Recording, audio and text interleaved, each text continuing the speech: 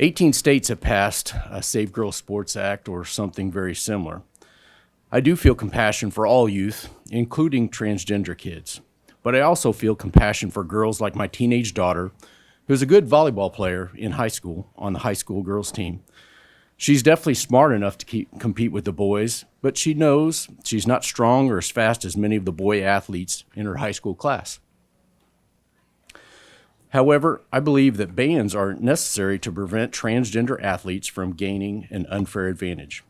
I do believe that God created a man and a woman, and biology determines if you are a male or a female.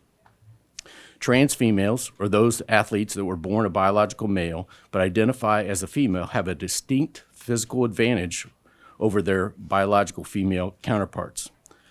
Let me give you some examples. So I looked up at the state high school. I started off with cross country. This past year in 2022, the Missouri Boys 1A Cross Country Championship on the boys' side was Riley Blay with a 16-minute and 28-second 5K time.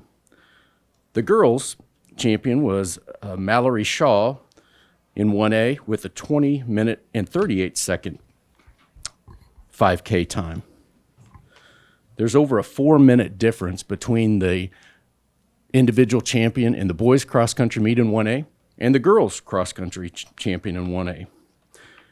However, if the girls' 1A champion with a 20-minute and 38-second had competed as a boy, she would have finished 137th in the 1A state cross-country championship.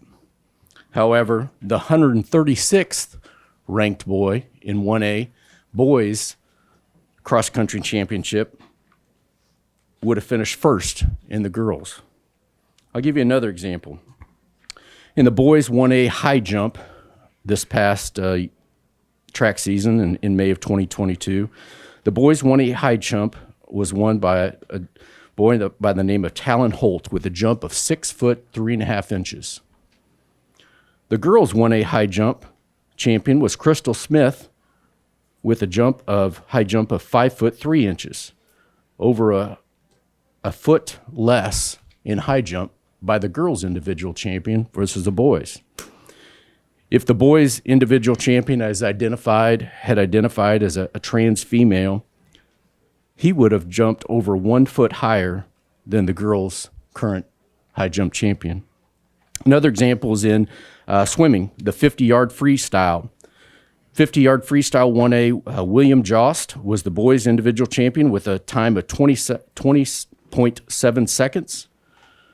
The girls' 1A champion, Maddie Altwood, had a time of 23.67 seconds. The boys' time was over 3 seconds faster than the girls' time in 1A. I do have a high school daughter, like I said, that competes in volleyball as well as soccer.